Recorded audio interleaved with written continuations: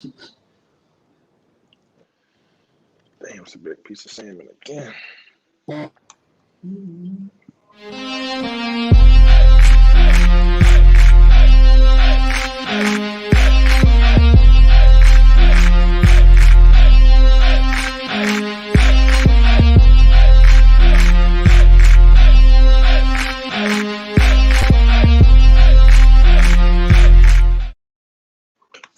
Hey guys, it's your boy TG, and yeah, bring it from the bottom. You're locked in to Goode Gotcha Entertainment. Across the screen, Cam with the plan is right there. He's here today. Oh, what's up? And alongside me, as always, MPG, Marcus of July. And it's Trust Goode. My name is Marquez Goode, your host today. And let's get started. First off, Cam, I know Thursday night might have been a little shallow for you, and you might have been a little down and out. And I know Clemson's not going too well for you, but how are you doing anyway? I am currently going through a midlife crisis right now. I don't know, what to do. I've contacted my nephew Trevor Lawrence multiple times, just begging him to, come back to Clemson because DJ ain't the answer. Our offense isn't the answer. Honestly, I don't have an answer for you. The Giants suck, which we always suck. So, I'm just here trying not to, perish into nothingness at this point. But it's Sunday, baby. You gotta love football Sundays. It is Sunday, and you got that right. And you got to love football. But, Marcus, we're here another week. Mm-hmm. We still do have COVID, and it's ringing through the NFL right now. Definitely. But, Bettermore, how you feeling? Well, I'm hanging in there, trying to stay optimistic, but hey, I'm just blessed to see another day, and that's all that matters. Well, yeah, that's all that matters. And I tell you this, Thursday night football breakdown. Let's talk about what mattered in that game, and that was field goals and lengthy field goals all night long. Let's talk about this, Cam. Thursday night, the Washington football team hosted the Giants. Cam's delusional Giants, not Clemson, the Giants. And they welcomed them to D.C. Well, it won't really like the homecoming welcome, but the defense from defensive road checks, when we had some little check downs and mistakes happened on defense, the lengthy field goals. All you need in a football game is for one of your men to jump offside, and whoop, there it is. And guess what happened the other night? You had what? They had a chance to seal the deal. The kicker missed the field goal way to the right side. And the man lined up right over top the football is a man who's jumped all sides. You practice this since Pee Wee. We all know. You practice this. I've coached it, and you practice. Watch the damn ball. And what did he not do? Simply watch the damn ball. And that's what happened during the game. And when you give a kicker one chance, he missed it, and you give him another chance to rethink it and come back again, what happens? Well, normally you don't miss it. But in this case, he go ahead field goal. 30-29. But let's talk about this. Cam, in your sense, since you're a Giants fan and then y'all are 0-2, and some more teams are going to be 0-2 today, what's your biggest take from this game? I mean, positive or negatively, whichever way you want to take it, for both teams, or if it's for your Giants. Well, first and foremost, I will say I personally believe that the Washington football team has found their quarterback for at least the next 2 years because they did sign him to a 2-year contract before the season started. So at least they don't have to worry about looking elsewhere. They can somewhat build around him. He looked very good against the Giants. Giants-wise, we lost that game. We weren't beat by the football team. We lost because of our mistakes. Not only stupid penalties, but, when you have a holding call that goes against you after your quarterback breaks a 40-plus yard run for the touchdown, gets called back, then you have a play where the number 2 receiver gets hit in the hands with no one near him, and he drops the ball. That's 14 points on the board right there. That's gone. And then the infraction on defense by Dexter Lawrence, my Clemson boy. I'm happy that he's playing for us. Favorite player for the Giants right now. But it's unfortunate, and I don't understand. Like, I like Joe Judge as a coach some days, But this whole discipline nonsense, we're going to run you until you concentrate, that doesn't make any sense to me. That's No, delusional my question because is, running doesn't do anything. now my question is here. You guys are 0-2, and most teams look at this as going 0-2. You don't want to go any more deeper in the trenches than what you already are. What is some of the mistakes that you guys could kind of make adjustments for next week or near future going into this rest of the season? Draft and trade for offensive linemen, first and foremost. You got I that right. mean, I'm not going to lie to you. Danny Jones, I'm sorry. I mispronounced his name. Danny Dumbass did not do bad at all last game. He did very well, believe it or not. And he didn't have a turnover. He secured the ball, and he worked that Washington defense. He looked very good. But when you don't have the protection, when you have receivers missing passes, when you're not on the same page, it just throws everything off. And I'm gonna tell y'all right now, if the Giants lose next week to the Falcons, our season's over with because we have one of the toughest schedules in football again. If we lose to the Atlanta Dirty Birds, we're done. The football team needs to win next week because I still have them winning the NFC East. Oh, for sure. And Marcus talked about that and talking about the Washington football team. Taylor Heineke. Mm-hmm. I mean, this guy's been through it all. He took them and played against the Bucks. They lost in that game last season, and then we go to this season. We got Ryan Fitzpatrick or Fitzmagic, excuse me, if they must. And then he goes down to a hip injury. It's like every other starting quarterback goes down to some hip or leg injury. And then Taylor Heineke comes in. Not only comes in, but helps his team win in an impressive fashion for a young quarterback that I mean, everybody was like, okay, he's going to be a second string, but this is his job, and it's his job to lose it for himself. But I think, do you believe he is the man with the plan for the Washington football team? I believe he is. I mean, just being Ryan Fitzpatrick's backup and just taking notes, we see that Ryan Fitzpatrick, he's down with a hip injury. He's the veteran of the game. He's been to so many different teams, so it's important for Taylor Heineke, being the starting quarterback now, to just learn the mechanics, learn the aspects, take notes from Ryan Fitzpatrick that you had learned as a backup quarterback. Now it's your time to step in, show out, which he did Thursday night against the Giants. We saw that he got that $125,000 raise, which made him win that game. And everyone around him just gotta implement their own aspects and implement their own style of the game to make Taylor Heineke that much better. Well, Taylor Heineke did show impressive numbers for somebody coming off the bench. And, I mean, we know what he's capable of, and we'll see what Washington football team has. But then we'll see what their defense, because their defense has to come with some more better road checks than what they did. But on from road checks and talking about defenses, talk about the Rams. Going to Indianapolis, going to go play the Colts today.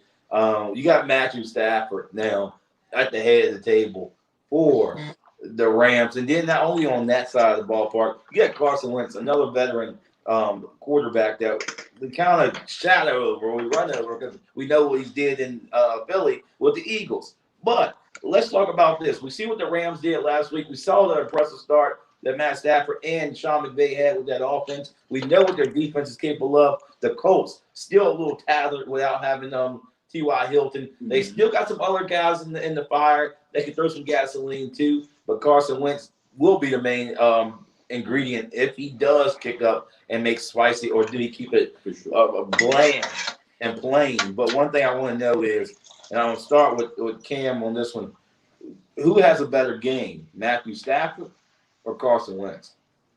Matthew Stafford first and foremost, because the defense of the Rams will put him in the position to be very successful this game. Carson Wentz looked terrible last week. And I don't know if it was just him coming off an injury, him being sluggish. I don't know. But you went back to an old coach. You went back to a system that you are 100% familiar with, and you laid an egg. Literally laid and against not one of the better defenses either in Seattle. So now you have to go against the Rams and the way Matthew Stafford played last week. Oh my gosh, this man has weapons. He has an offensive line. He's ready to win. Hey, look, this game is more important for Carson Wentz to show really the Colts fan base why he was the right pickup for them. Why they traded for him. And talking about that and seeing what Sean McVay can do with just Jared Goff in the season before, and now getting Matt Stafford. Some people said they may be similar in style, but Matt Stafford's more a strategic QB. And I think Matt Stafford has a little bit more to offer when it comes to the quarterback conversation between the two. But Cam, who do you have winning today's game? I know you said Matt Stafford has a better performance, but that doesn't mean necessarily a win. But who do you got? I still have the Rams just based off the defense. I'm not gonna lie to you. What I saw last Monday, the way Sean McVay defensively schemed that game, had Jalen Ramsey literally playing everywhere on the field. Yeah, yeah, that man Jalen Ramsey was a monster last week, and we're only talking about one player now. Didn't he have to throw in Aaron Donald? Oh man, that's two of the best players in the sport on the same team, on the same defense. Hey, look, it's going to be a very, very, very good game unless the Colts offensive line steps up this week. If they can step up and protect Carson Wentz and he has time to make his reads, make his progressions, it's going to be a closer game than what people think. But he has to have that protection up front in order to be successful this week. Now, talking about protection and talking about the offensive line margins, and not only that, we'll see what Carson Wentz and his offensive line has to bear, like Cam says, against this dominating defense in the Rams. With Aaron Donald, we know what he's capable of doing, and we know the rest of the defensive line. When you have one dog on one side, now the offense focuses on him so much. Forget about, hey, there's another man on the other side, and that's one thing that don't come into play because we do that with other defenses, like the Washington defense. We do that with Chase Young. They go, oh, Chase Young's over there. We forget about the other guy. Exactly. Like, he's not a no-namer. He makes his name known. But who do you got in the Rams and Colts game? We got two veteran QBs, but ours one has more caliber of Matt Stafford that we know what he's capable of doing because we've seen him do it in the Lions. But who you got going out this game? I got the Rams winning this game, and that's no shot in Carson Wentz. We know what he's capable of, but at the same sense, when you hear Carson Wentz, he just have that roller coaster DNA and injuries that have been really throughout majority of his career. So we don't know whether or not he's going to get back to his 2017 candidate MVP season.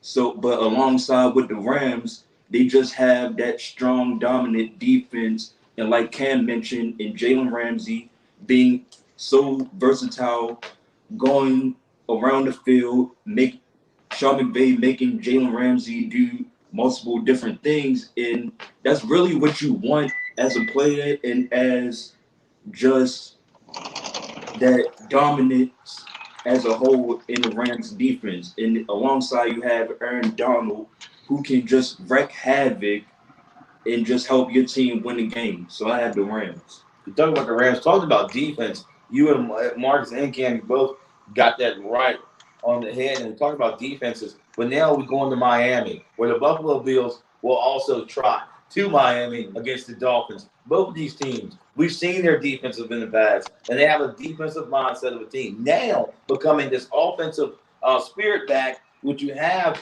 Josh Allen on one side of the field and Tua on the other. You one young and one somewhat a veteran, if you want to call him.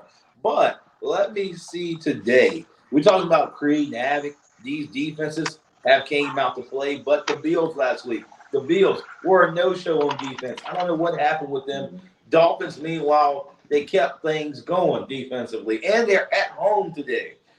As Josh Allen will have to match up against Howard, their cornerback that they have that's really, really valuable on the defense. And then we'll talk about not only that, Singletary's homecoming because he's born and raised in Florida area. And now, coming to you, Marcus, whose defense creates more havoc today? Will Baltimore? I mean, well, not Baltimore. Will Buffalo Bills defense? I'm thinking about Baltimore. Buffalo's defense. Will they finally wake up out of their hibernation, or will the Dolphins say, "Go back to sleep, and we're going to take over"? I think it's going to be a very contested game for sure, but I feel like the Dolphins defense have a much better edge just because like they have that caliber and just with safeties and linebackers and just going at it each and every snap count that they can possibly have. So with Dolphins defense, I think they have like a little bit more of an edge than the Patriots defense. However, I still think the Patriots will win this game, all because with Mac Jones, he didn't have a bad game when they played against the Dolphins, but but with the Bills, but with the Bills, you still have Josh Allen, you still have Stephon Diggs, you still have Singletary. So with the Bills, I just I just think that offensively they can air it out, give Singletary that ground game, that run and rushing yards. But I just think the Bills they have that much better, advantage. So, Cam, who you got in this game? The Bills and Dolphins in Miami. Who's going to be there, like player of the game, if you must, for today? My player of the game will be Stephon Diggs of the Buffalo Bills. Just plain and simple. The Bills didn't play well last week as a whole. The Steelers showed up, showed out. This is redemption for Josh Allen. Josh Allen doesn't normally play this bad. And I'm gonna tell y'all this right now. The Dolphins don't have what the Steelers have on defense. Mm-hmm. Nowhere near what they have. Not only not what they have, but coach wise. Tomlin and what's his name? I think Flores, I believe. Two completely different coaches. Two completely different type of coaches. Not saying Flores can't get the job done, but that Steelers defense was on a different level last week. And then we act like Ben Roethlisberger isn't a future Hall of Fame. So I mean, Josh Allen lost to a future Hall of Famer last week. But the Bills have a lot to prove this week, especially with every team in the the AFC East getting better. So really, this is going to be on, in my opinion, Stephon Diggs. I know what to expect from Josh Allen. I'm expecting a big game from Josh Allen on the ground and through the air. But what I need to see is Josh Allen be more consistent with his targets, getting Stephon Diggs more involved. He's going to be getting guarded by someone like Tre'Davious White. Tre'Davious White.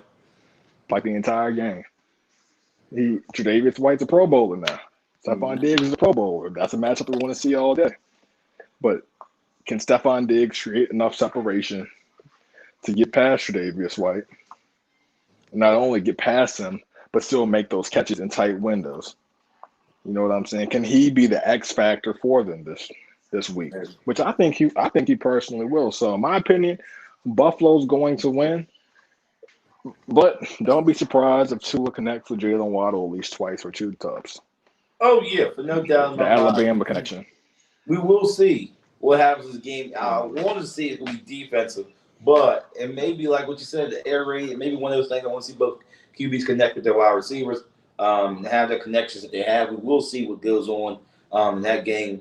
Bills in Miami at the Dolphins. Mm-hmm. Now talking about another set of young quarterbacks, 49ers and the Eagles in Philly. Both of these teams had an impressive start. They're both looking to be 2-0 today. But hey, we all know one of these teams got to be defeated after the day. Not only talking about that, we talk about the what running back adjustments would happen with losing one of their rival. I mean, the 49ers losing their running back and how that will impact them. Not only that, the battle of tight ends and Pitts and talking about Kittle. Not only talking about that, we're talking about the new era of QBs that we have today, Trey Lance, and then we have Jalen Hurts. I mean, it's just so much going on in this game.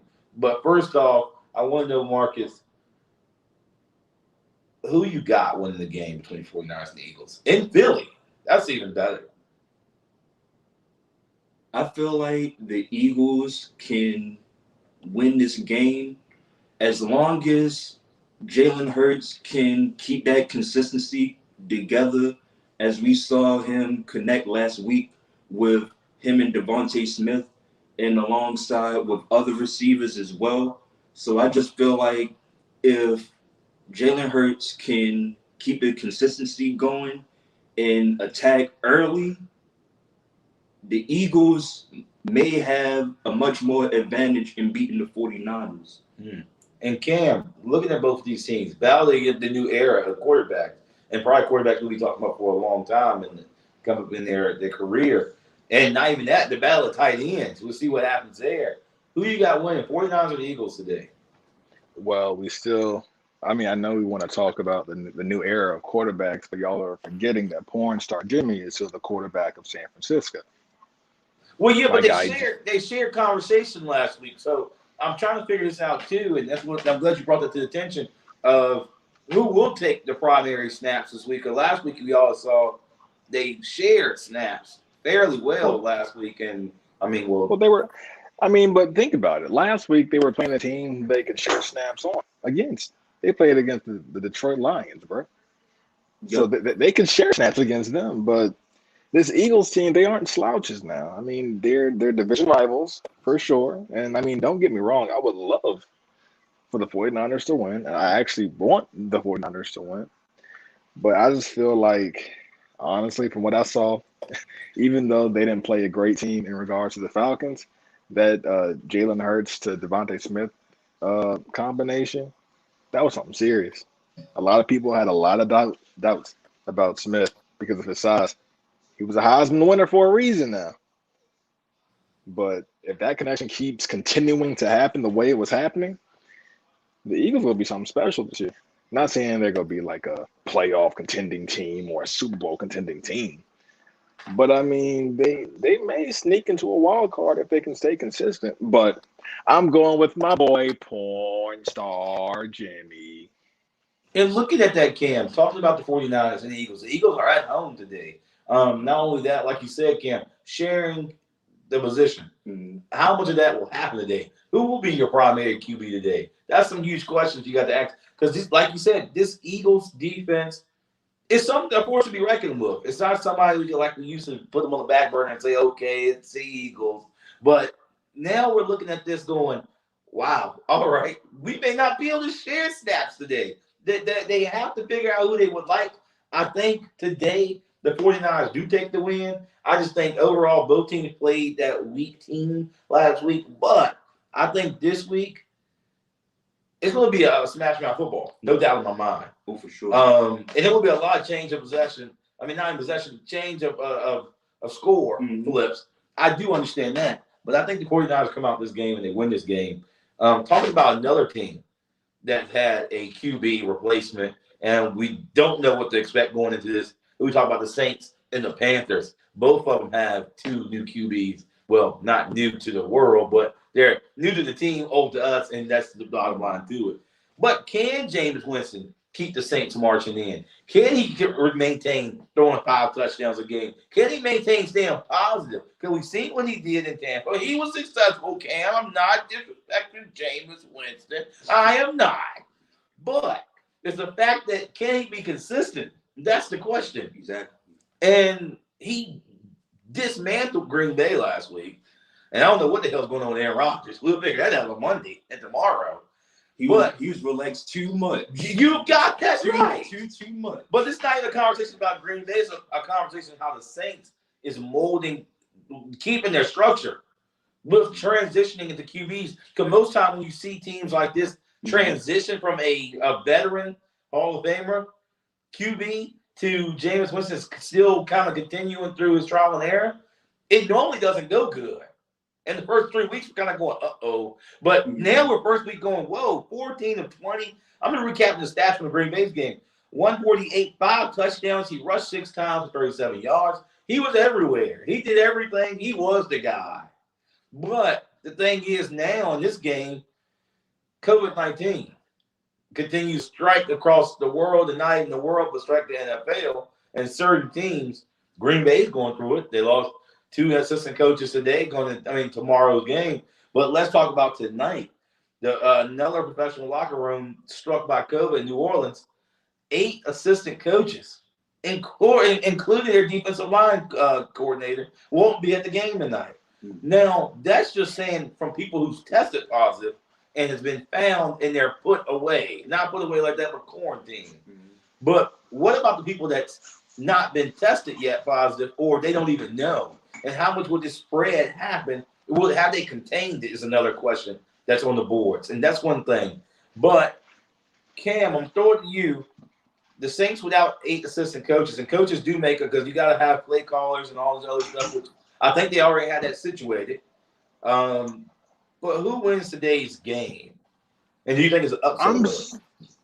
I'm still going with the Saints. I mean, like I've said in previous years, Jameis is the quarterback that deserves to be starting no matter what team he's on. You can't deny that because he produces every year that he plays, or that he's played, he has produced. But not having coaches will be a huge factor in this game. Don't get me wrong. I don't think the Panthers have enough offensively to keep up with the Saints. I mean, it's not like they're playing the Jets like they did last year.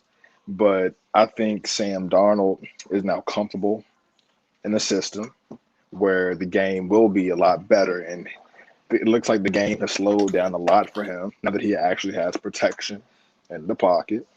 He has weapons to throw to, familiar weapons, because Robbie Anderson is now in Carolina. He was once in New York with him. Then he has somewhat of a decent defense behind him.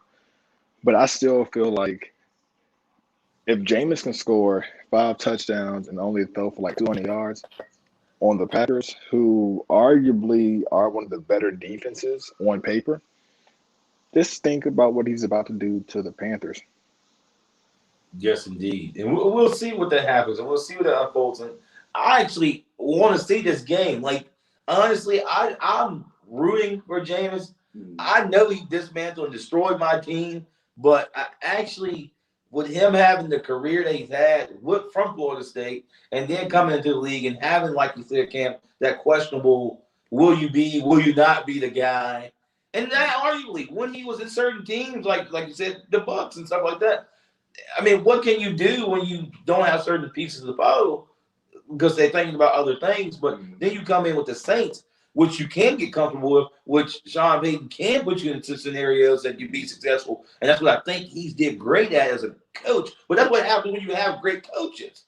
And they can do that. And you have decent to great players that can go into the role that you need. And you already have a system. And I like what actually also Sean Payton did. He put them in the scenario. So when Breeze was going out last season, he brought them in the system and let them get comfortable. Don't just bring them off the dry ground and say, you're cold, come in to snap the ball and get dominated. No, he came in, he brought them through perfect timing. He brought them at the end of the season. He let both QBs, Taysom Hill and Jameis, come in there and mix around and see what they do. He evaluated the system, and that's what makes teams successful. That's what the Saints did. And yeah, Jameis is not the best of the QBs. He's not the worst of them either. But I would say, yeah, like Cam said, the Saints made a great move. At first, I'm thinking, well, damn, you put Jameis in there, he's going to mess up. And I'm like, go get Taysom. And then Taysom comes in, I'm like, Cam. And Cam's like, and Cam's like, no. But Winston, I'm going to go get Taysom. And then Cam, I say you're right. And I have to admit that now. I mean, finally me admitting that you're right and not delusional. That's pretty good, Cam. I'm just saying. But Marcus, question to you, Christian McCaffrey. Are you feeling okay, Marquez? I am. Are you sure? I'm feeling good. Are you sure? Because that's not normal. I mean, I have to give credit. I have to give credit where it's due. I have to give credit where it's due, Cam. I have to give you credit when I have to give you respect when you got it right. And I felt that when I'm evaluating the games every night, and I'm looking at this, I'm going, well, Cam was right, and I have to give it to you. You're not delusional quite yet. Well, you still are delusional. And I got some Marcus for you. After this game, just check his temperature for me. Hey, I mean, it's in the air, so hey, but well, we got thermometers, somewhere, so we'll figure it out. It's backstage somewhere. I'll write it on my calendar. But in the same sense, Christian McCaffrey, how will he perform tonight? And not only that, who do you have winning tonight's game? Well, today's game, because it's not a night game.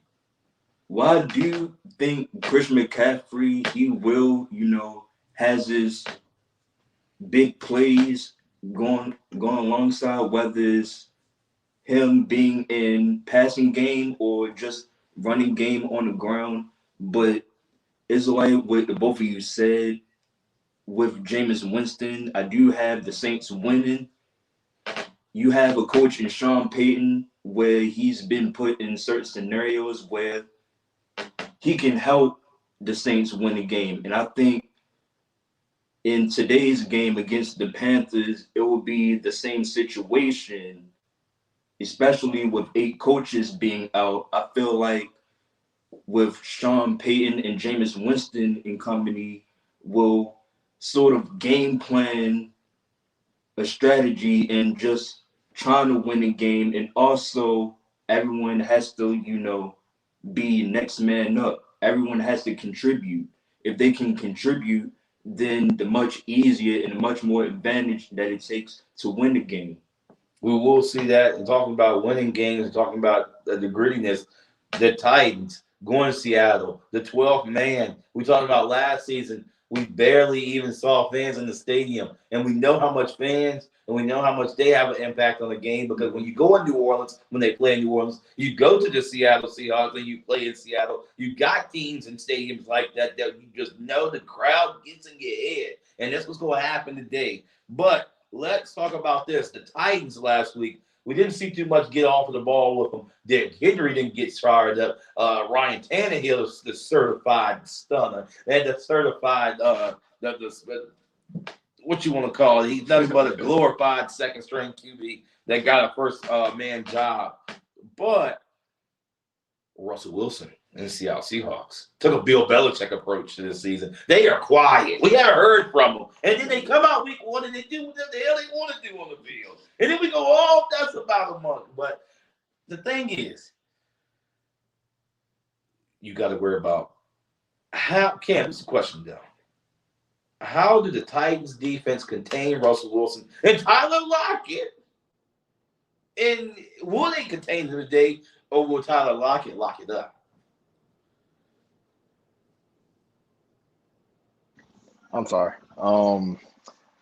It's gonna be difficult for the Titans to contain Russell because they couldn't get it started last week, Titans-wise.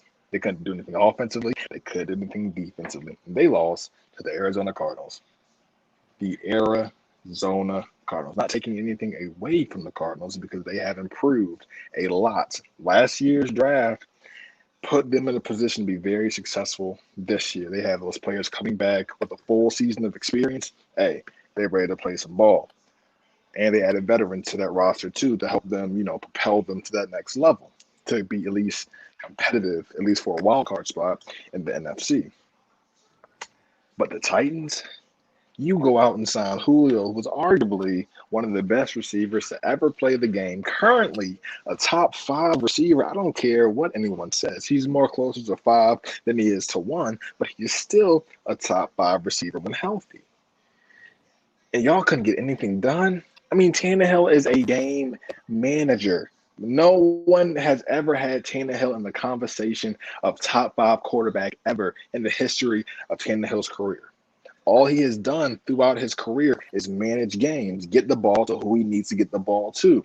You have Derrick Henry, and honestly, that offense line was really bad last week for the Titans. So, but the defense was on the field a lot too. So when the defense on the field a lot, they get tired, right? Yeah. So I this is a big game for Tennessee. Are they at home or are they away? They're actually in Seattle. Oh, that's gonna be a tough one. That's gonna And be a real tough one. I mean, it's already hard to. They thought it was hard to. Oh my gosh, contain an older AJ Green, DeAndre Hopkins, Christian Kirk. Now you got Tyler Lockett and DK Metcalf. Oh my gosh, good luck. Good luck, Tennessee. I want to see him be successful, at least offensively, at least make it a good game. But from what I saw with Russell Wilson last week, good luck. Russell Wilson is looking like, I'm gonna call it now, maybe a little too early, MVP. Just saying. Just I do saying. like that. But talking about how he said, "Oh, they're in Seattle," and you even see the breath of Cam saying that. But let's talk about this, Marcus. How much of an impact will the 12 man? Because we haven't seen. Imagine people have been playing stadium last season. Nobody's there, so you've been playing like in a practice scenario. So you don't that home field advantage really matters. Taking out the fans really matter. And my question is, how much of an impact will that rowdy 12 man? You haven't seen football, but on TV for a whole season, and you finally get. I'm just saying, from not even being in minor league baseball and being in a 10,000 seat stadium, arena, and being that crowded, and you can hear. And baseball is a whole lot different than this scenario. But you're in a bowl.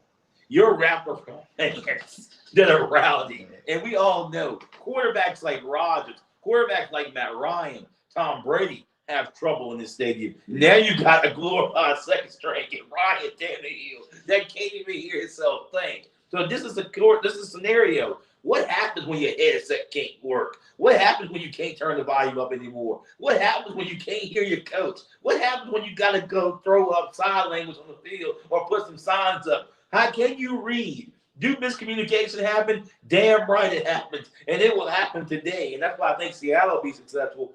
But how much of an impact will the 12 man have in today's matchup against the Titans? I think it will have a very much impact in today's game. I mean, looking back at last season, you didn't have an off season.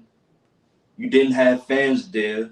So you can just only imagine with the fans showing up this year, this season, even at the 12th man, you know that stadiums is loud. You know that stadium is crowded. I feel like with the fans, it's going to get into the Tennessee Titans' head. Not only that, you still have trouble in containing Russell Wilson, Tyler Lockett, and then also DK Metcalf. And when you having trouble, it can just ruin your game plan and just trying to maneuver some things in your way in order to be successful. That's why I feel like Seattle will have a much better game than the Tennessee Titans, not only because they're home, but because of Russell Wilson, Tyler Lockett, and DK Metcalf.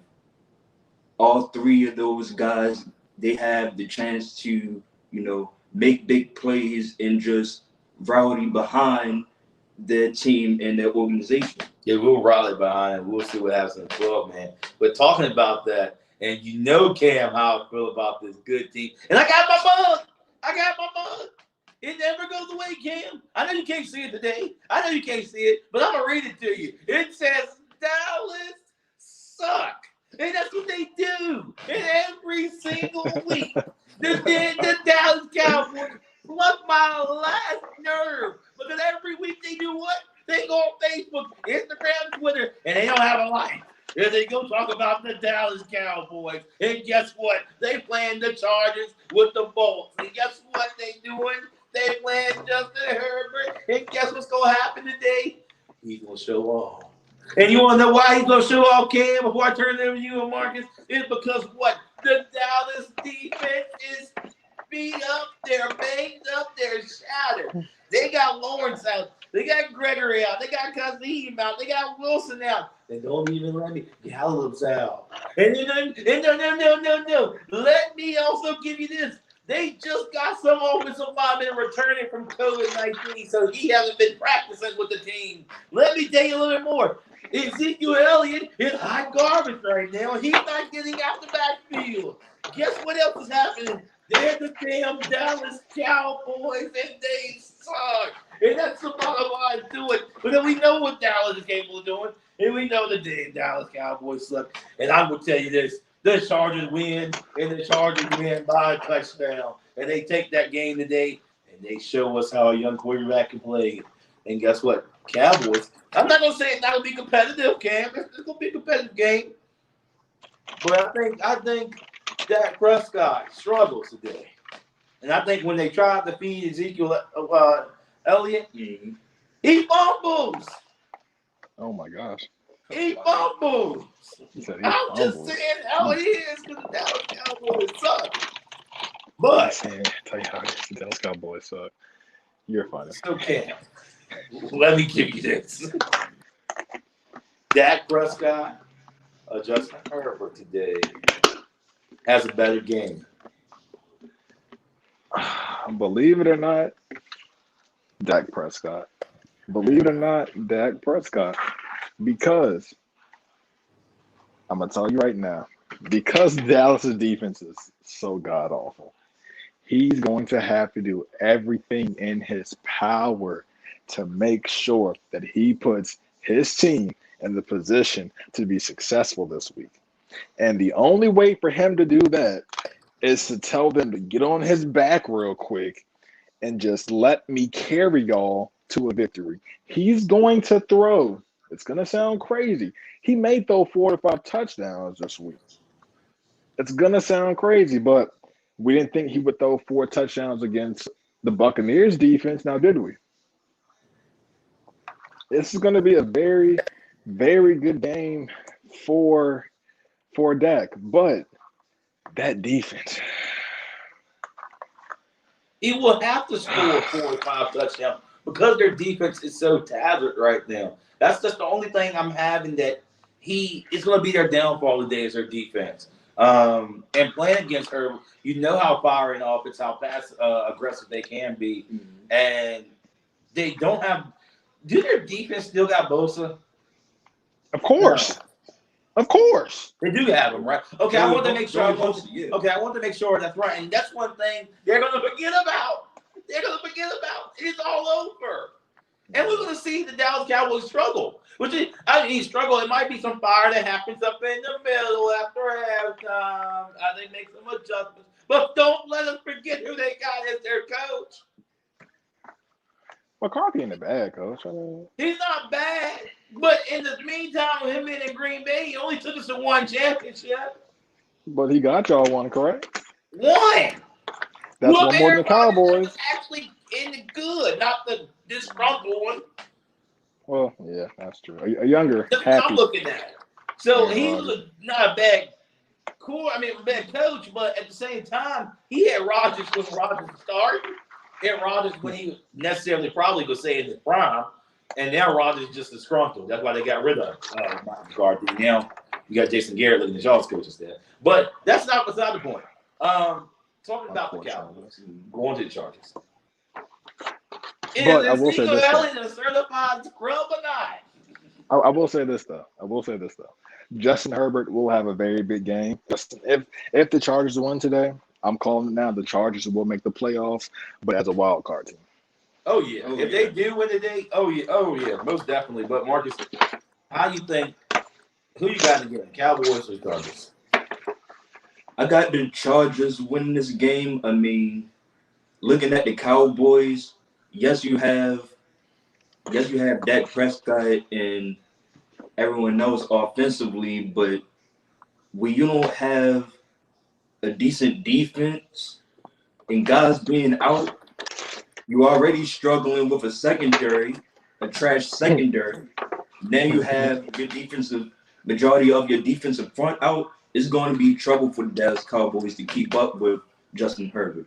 They're talking about keeping up. I got Nate Dogg said Zeke could have had a good game if Dak don't call out the plays. Moore called 28 run plays. Dak called out 12 of them. So trouble in paradise with may say if you got somebody on the sideline doing something and not happening, like you know how you got that coordinator quarterback issue like Green Bay's having right now and some teams are having because some quarterbacks want to do more than what they got capability of doing. We should see that. Well, can I say this? Can I comment on that? Good. I mean, yeah, he changed the play, yeah, but guess what? What if they did run the ball 28 plus times? Do you think that the game would have been as close as it was? Because I even don't when he was think so. running, he didn't do anything. So Yeah. they paid Dak Prescott that money for him to kind of take the reins of that offense in regards to making those audibles when he feels like he should make those audibles. But I will say this as well. Ezekiel has regressed every year since he got into the league. Y'all ran him to death, and now he is exhausted. And he looks like he is exhausted. He is no longer a top 5 running back. Not saying he's a bum, but y'all just overpaid him just to sit there and look like a pretty boy on the sideline. How do y'all feel, Cowboy fans? How do y'all really feel? I'd rather have Saquon with a torn ACL over Ezekiel Elliott fully healthy. How about them Cowboys? Sadly, you got a point, but you got a point. Yeah. Damn Cowboys. But let's talk about Sunday Night Football. And the Chiefs are going to go over on horseback to the Ravens and the Dirty Birds and Baltimore. Turnovers, and more turnovers last week against the Raiders cost them the game.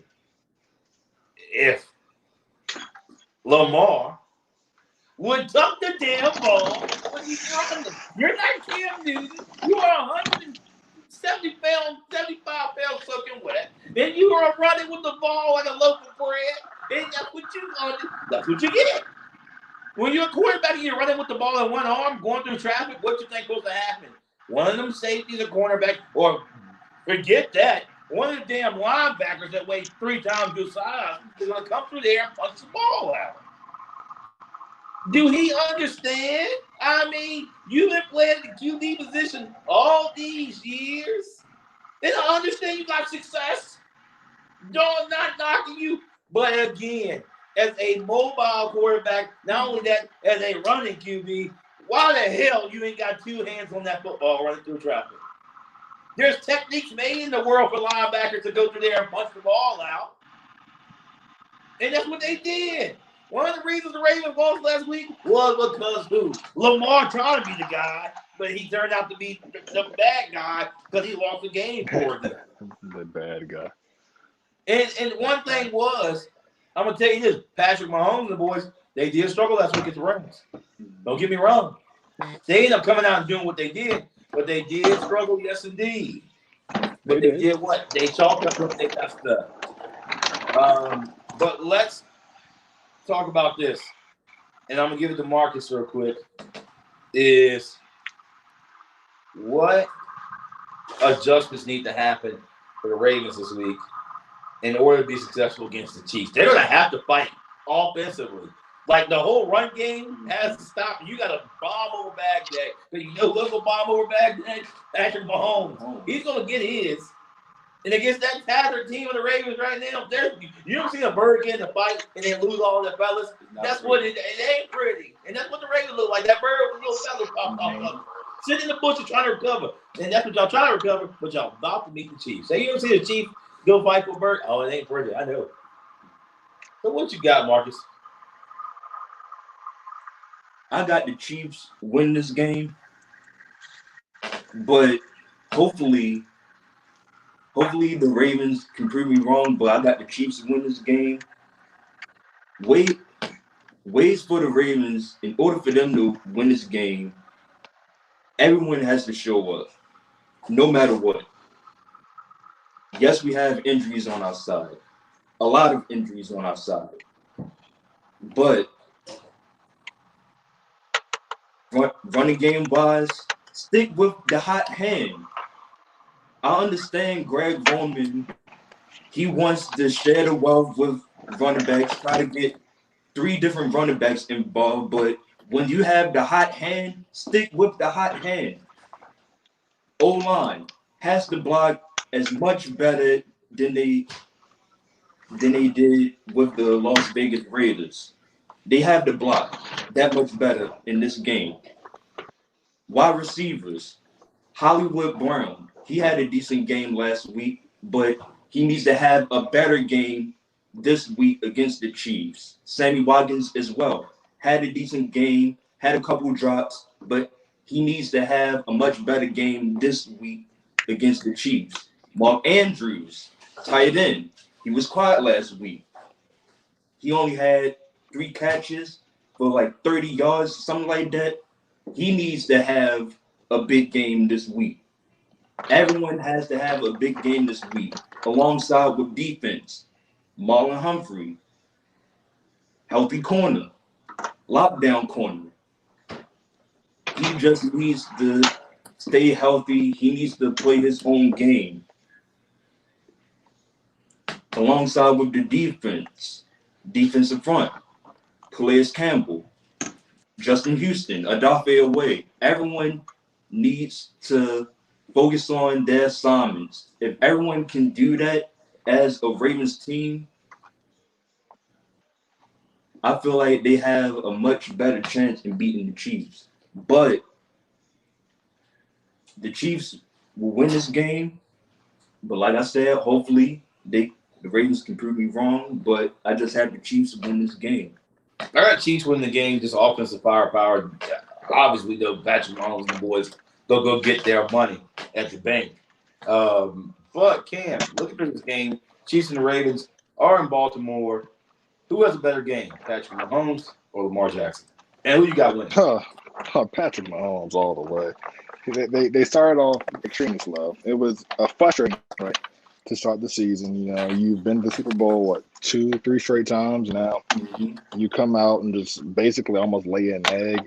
Your home game, like the first game, home opener against the team that you beat to get to the Super Bowl. Wow. Big question marks, but he settled down. The Chiefs as a whole settled down offensively and defensively, and they got to what they normally do, and that's dominate both sides of the football. You know what's funny, Marcus? You sound like me right now. You sound like a pissed off fan. I am. A disappointed, it's just pissed off frustrating. fan. It's just frustrating, man. Oh, I understand completely. At least y'all can win 10 games a season. I'm lucky to see even 5. But I think that I really think that the game is going to be a lot closer than what it's going to be advertised. I think that, of course, the Chiefs are going to take it, but I feel like the game may be like less than 10 points differential-wise. I feel like both teams are going to come out fully strong, even if they're not fully healthy. I feel like they're going to be more defensively sound, if that makes sense, because what they did on Monday night was embarrassing. Was completely not only for Lamar, but for defensively. That's not the typical Baltimore Ravens defense that we all know. Exactly. And even if you're not a fan of the Baltimore Ravens, we all know when people say Baltimore Ravens, the first thing they think about is the defense. Defense. You know what I'm saying?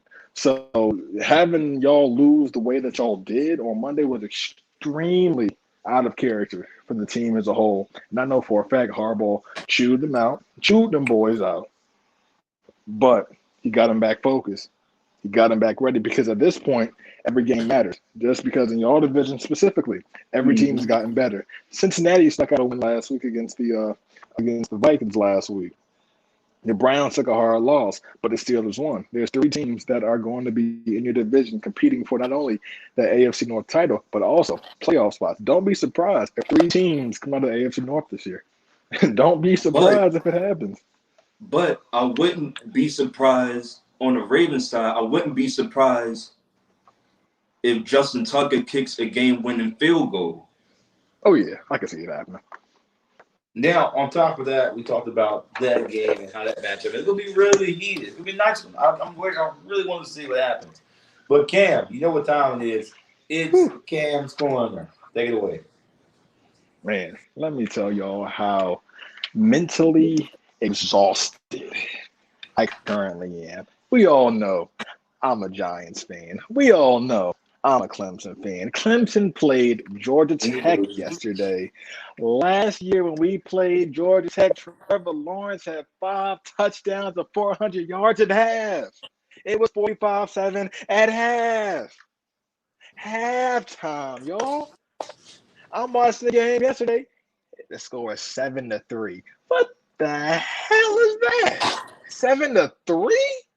Oh my gosh. And this is what I have to look forward to on Saturdays. And I'm looking in the mirror thinking to myself, well, damn, maybe Clemson isn't that good this year. Maybe our college football playoff, run has come to an end. And it's not because we have a young team. I blame coaching, completely coaching. And that goes back to the Giants as well. We suck. Our GM needs to be fired. I don't know why we signed Joe Judge as a coach. He's a good coach against the Redskins, but everybody else, he sucks. It's ridiculous to me. Then we still have Ben Dumbass as a quarterback. I don't know if y'all have seen me, but I've been scouting quarterbacks all college football. Mind you, it's just week 3. I'm already scouting quarterbacks. I'm looking forward to replacing Danny Dimes after the season's over with. And I'm going to start my petition like I do every year. Fire Gettleman. He got to go. Until we get a better GM, the Giants will continually be at the bottom of the barrel, not only in the NFC East, but in the NFL as a whole. And we will continue getting the number 5 draft pick every year, and we're going to still win 6 games every year because we can't draft. We suck as a team. Go Brooklyn Nets. And we appreciate Cam for that in Cam's Corner. And welcome back to Do Gotcha. Thank you. And as always, Cam, delusional. but Cam, real quick. I'm listening. Well, you mentioned scouting QBs. I wouldn't be surprised if you scout the QB from Oklahoma. And I've been watching him a lot closer because I have a few people who are Oklahoma fans, and they've been telling me like good things about Spencer. And I've watched his game, but he's just like any other prototypical college football quarterback. He only works in certain systems and comes around. Don't get me wrong. Oklahoma is now quarterback university. Lincoln Riley got them boys coming in, getting drafted. You know what I'm saying? It started with Kyler Murray, Baker Mayfield, Jalen Hurts. Next is something to Rattler. Hey, look, he'll get drafted, but I'm not going to lie to you. If Danny Dimes continues to progress the way he's progressing, he's going to be our quarterback for a long time. If he can stop turning the damn ball over, because it's crazy how he leads the league in turnovers since he's been drafted. 40 turnovers in 3 seasons. Who the hell are you looking at when you throw the ball? Are your eyes even open? My gosh. But Spencer Rattler is a very good quarterback. But see, I watched Oklahoma play last week against Tulsa. Then I watched them play this week. I felt they played. But they looked good. They played Nebraska. They looked good. But it was just like that defense. That defense put them in the position to win a lot of games. And it's like, well, what's going to happen every year? Because from what I remember, they had one kid, he actually transferred out of Oklahoma, and he went to Miami. And he balled out yesterday down in Miami. But it's gonna be interesting. I mean, I'm preferring Spencer Rattler if we do get a quarterback because I don't want Sam Howell from North Carolina. I think he's another Daniel Jones, to be honest with you. A decent quarterback at a basketball school. So it depends, but Rattler's available, and it really depends on where the teams fall because there aren't many teams right now who get a quarterback. To be honest with you, there aren't many teams at all who are really desperately, scouting for a quarterback. Nobody cares about your quarterback scouting. Nobody gives a damn about the Giants. I really don't. Because one thing I don't care about your Johnson, your Why Clemson. are you a I'm hater? just saying. You are the biggest Look, hater. Look, Cam, it's always a pleasure having you. But hey, for today is all the time we have. Cam's Corner is concluded. We'll see you tomorrow night as the Lions take on the Green Bay Packers in Lambeau as they try it over. We'll see what kind of show that may be with Green Bay and Aaron Rodgers being delusional themselves like Cam Taylor. But in the meantime, Cam with the plan on that side, Marcus Ojalayo, and my name is Trust Goode Marquez. Goode, your host. It's been a pleasure, but enjoy your football. Sunday is a fun day. Be blessed, guys. Say the rest. We're out. See ya.